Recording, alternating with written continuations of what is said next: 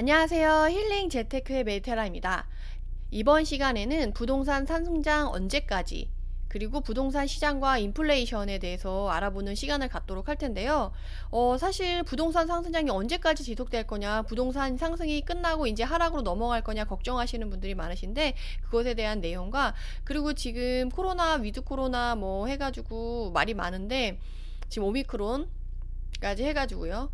그러나 이제 다가오는 인플레이션, 물가 상승에 대한 얘기는 계속 나오고 있거든요. 그래서 이 부동산 시장과 인플레이션의 관계에 대해서, 그리고 이 인플레이션이 어떻게 작용을 하는지에 대해서 한번 이야기를 나눠보는 시간을 갖도록 하겠습니다. 본격적으로 시작하기에 앞서 공지 하나 드리자면, 지난 1월에 오픈하기로 했던 투자지역 분석반이 제가 강의를 준비하다 보니까 대선에 임박해서 들으시고 그때의 상황에 맞춰서 강의를 준비해서 들으시는 게 훨씬 도움이 되실 거라고 생각이 들어서 지난 1월 6기 투자지역 분석반을 2월로 미뤄서 이제 대선 임박해서까지 들으실 수 있도록 지금 준비를 하고 있어요. 그래서 조금 더 대선 전에 기회를 잡고 싶으셨던 분들, 그리고 제 투자지역 분석반 기다리고 계셨던 분들은 잊지 말고 다음 주에 신청해 주시면 감사하겠습니다. 이번 상승장은 언제 끝날까요? 이건 누구도 모르죠. 신도 알 수 없죠. 요새 투자하시는 분들, 고수분들도 그렇고 강의하시는 강사분들도 그렇고 단언하시는 분들도 계시거든요.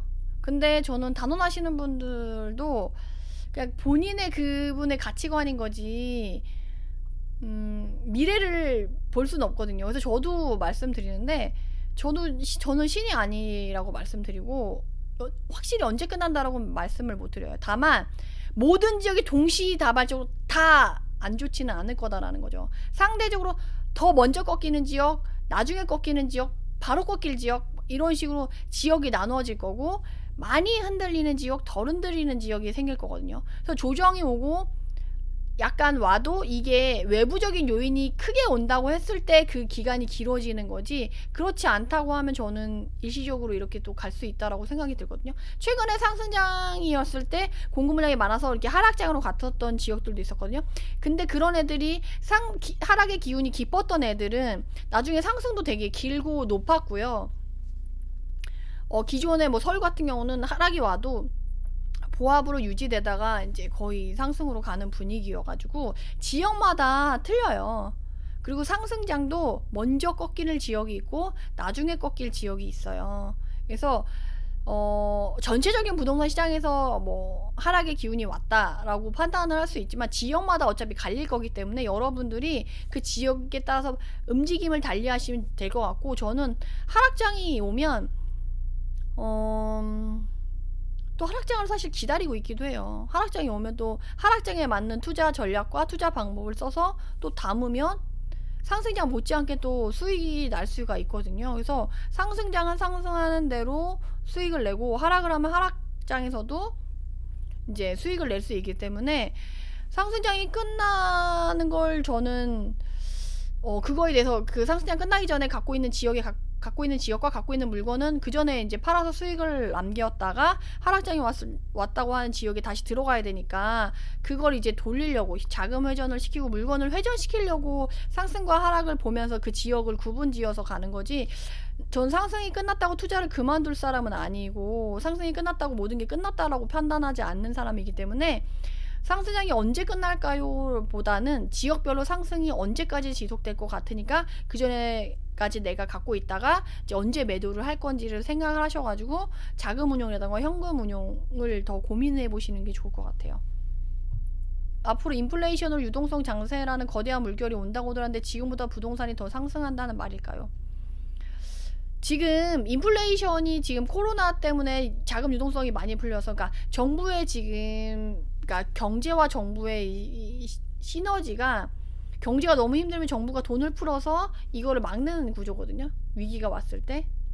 이전에 이제 IMF 이후로 이제 모든 전 세계에 있는 나라들이 이제 경제를 이제 경제 위기가 왔을 때 그거를 막기 위해서, 타격을 줄이기 위해서 그 방법을 쓰거든요. 그래서 화폐 유동성이 늘어나면 인플레이션이 당연히 따라올 수밖에 없는 약간 1+1 같은 개념이라고 생각을 하시면 되는데, 문제는 지금 인플레이션 때문에 뭐 미국에서 테이퍼링을 하네, 이제 뭐 금리를 인상하네, 뭐 이런저런 얘기가 많잖아요. 그런데 이제 위드 코로나 하면서 이제 코로나가 어느 정도 이제 잠식이 되면 이제 하려고 했었는데 지금 또 오미크론이 떴잖아요. 그래서 지금 미국에서 또 우왕좌왕 해가지고 코로나 장세 또 안 좋고, 아니 코로나 장세래. 주식이랑던가 이런 장세 있잖아요. 시장 지금 장세가 엄청 안 좋아져가지고 지금 테이퍼링도 그렇고 금리 인상도 그렇고 미국은 조금 또 주춤주춤하고 있어요. 우리나라도 지금 오미크론 울산에서 지금 뭐 확진자 생겼다고 또 아까 나온 것 같았는데 오미크론 때문에 또 코로나 이제 좀 돼서 일상 단계 회복하고 경기 활성화해서 실물 경제도 올린다고 막 했는데 오미크론 와서 또 코로나처럼 또 이렇게 되면 사실 이게 유동성을 또 잡기가 쉽지가 않아요. 그러면 인플레이션이 또 이제 될 텐데 그렇게 되면 이제 어떻게 보면 저는 스태그플레이션이 오지 않을까 이런 고민이 하거든요. 그럼 스태그플레이션이 오면 어떤 문제가 오냐면요. 정부가 이런 식으로 많이 시장에 개입하게 되면 절대 이게 해결이 안 돼요. 그럼 결국에는 또 그 이제 작은 정부 시장의 기능을 되살려야 되는 그런 시기가 와요. 그래서 이게 전 세계적, 그러니까 경제의 흐름 있잖아요. 저도 막 이렇게 경제 인문학을 그렇게 많이 공부한 사람은 아닌데 이것 때문에 이것저것 많이 그 부동산 공부를 하면서 이제 공부를 했는데 이게 자본주의 안에서 이걸 해결하려고 하면 그게 어쩔 수 없더라고요. 그래서 제가 지금 저기 뒤에 책이 이 책이 있거든요. 샤워실의 바보들이라고. 이 책이 되게 어려워요. 저도 솔직히 다 못 읽어가지고 이해 안 돼서 막 이렇게 막 다 해놓고 했는데 정부가 이렇게 개입을 해서 온도를 조절한다라는 거죠. 근데 이게 냉탕과 온탕을 오가면서 이게 계속 심하다는 거예요. 건드리면 건드릴수록 상태가 안 좋아진다는 거죠. 그래서 여러분들이 그거에 대한 대비를 좀 하셔야 돼서 될 것 같고 어쨌든 지금 인플레이션이 안 올 수는 없어요. 그래서 유동성 장세는 앞으로 더 커질지 더 키울지 안 키울지는 정부가 이제 봐야 돼요. 왜냐면 지금 오미크론도 떴고 테이퍼링을 할 건지 금리 인상을 할 건지 그거에 대한 이제 본인의 기조랑 방향성을 정해야 되는데 지금 다시 또 방향성을 잡기에는 너무 오미크론도 새로 뜨면서 이제 확실하게 얘기하기가 아마 되게 힘들 거예요. 그래서 앞으로 이 불확실성이 더 지속이 되면서 유동성이 더 뿌려진다고 하면 사실 부동산 시장과 주식 시장 결국 그 자산 경제에는 플러스가 될 수밖에 없어요. 그거는 호재예요, 호재. 그래서 오미크론이 앞으로 얼마나 더 이제 힘을 발휘할 거냐. 그리고 위드 코로나가 얼마나 일상 단계 회복이 빨리 될 거냐에 따라서 유동성이 달라질 거고 이제 인플레이션이 얼마나 크게 올지를 예상하셔야 되기 때문에 그렇게 모니터링 하면서 추후 생각을 하셔야지 되는 게 해야지 맞다고 말씀드릴 수 있을 것 같아요. 그러니까 유동성, 인플레이션 그리고 유동성이 많아질수록 화폐 가치 떨어지고 실물 자산은 올라가고 이거는 자본주의 안에서 진리예요, 진리 이건.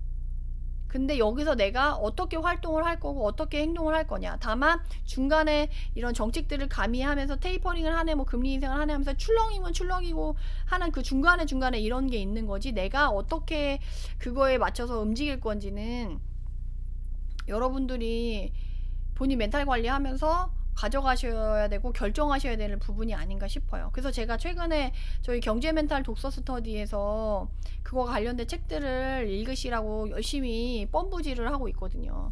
거기에 분명히 나와요. 정해져 있어요. 그건 진리예요. 여러분들 옛날에 만약에 진짜 섬에 바나나가 10개 있었어요. 그리고 그 섬에 총 현금이 100원이 있었단 말이에요. 그러면 그 섬에서는 바나나가 10원에 거래가 됐잖아요. 10원을 가지고 한 개를 살 수 있었단 말이에요. 근데 갑자기 돈을 200원으로 늘렸어요. 바나나는 늘지 않았는데. 그냥 어쨌든 어떤 위기가 닥쳐가지고 현금을 늘린 거죠. 200원으로. 100원에서 200원을 늘렸어요. 바나나 10개에서 변하지 않았는데. 그러면 당연히 바나나 한 개 가격이 20원이 되는 거는 2배가 되는 거는 어쩔 수 없어요. 그건 자본주의 사회에서 당연한 거예요. 인플레이션이라는 거죠. 그게. 그러니까 실물 자산인 바나나가 10원에서 20원으로 가는 거는 당연한 거고 이건 막을 수가 없어요. 이건 진리예요. 근데 이거를 본인이 얼마나 자본주의 시스템으로 이걸 받아들이느냐 안 받아들이느냐의 차이는 본인에게 있다는 거죠. 결국에는 우리나라 정부건 미국 정부건 그 정부에서 결정할 수 있는 부분은 내가 뭐 테이퍼링을 하네, 금리 인상을 하네, 그 현금을 더 유동성을 늘리네 줄이네, 요거는 선택할 수 있는데 자본주의 시스템이 아니게 선택할 수는 없잖아요. 자본주의 시스템 안에서 이것저것을 고르는 거지, 자본주의 시스템 이거 자체를 고를 수가 없고, 정부 자체도, 어느 나라건 이 정부 자체도 이 자본주의 시스템 안에서 움직여야 된다는 거는 변할 수 없는 거예요. 그러니까 여러분들이 투자를 하실 때 변할 수 있는 것, 변하지 않는 것, 그걸 구분하셔가지고, 변하지 않는 건 자본주의잖아요. 변할 수 있는 거는 금리 인상, 뭐 테이퍼링, 유동성이잖아요. 그럼 그 안에서 변하지 않는 거 안에서 얘네들이 이렇게 발생했을 때 앞으로 어떤 현상이 일어날 거라는 거는 과거에 이미 여러 번 있었어요. 그걸 보면 내가 어떻게 움직일 건지를 결정하시면 돼요. 그래서 저도 이번에 종부세 맞고 앞으로 대선이 불확실성의 후보에 대한 불확실성, 그리고 이런 위기가 오면서 이런 것들을 어떻게 받아들일까에 대한 고민을 했는데 결국엔 그거더라고요. 변하지 않는 거는 자본주의 시스템, 변하는 것들은 테이퍼링, 유동성, 인플레이션, 뭐 이런 것들. 그럼 이 안에서, 이 자본주의 안에서 얘네들이 어떻게 역할을 해나갈 거냐에 대한 이해가 확실히 섰다고 하면 솔직히 저는 실물 자산의 가치가 갈 수밖에 없다라는 거에 대해서는 이견이 없는 것 같아요. 다만 중간에 출렁임이라던가 힘든 구간이 있을 수 있겠죠. 근데 그걸 내가 버틸 수 있냐 없냐는 이제 본인의 역량에 따라 다른 거라서 본인 상황에 맞게 그걸 맞추셔야 되는 거예요, 결국에는. 그래서 그것만 여러분들이 결정하시면 될 것 같아요. 그럼 이만 영상을 마치도록 하고요. 해당 영상이 도움이 되셨다면 구독, 좋아요로 응원 부탁드립니다.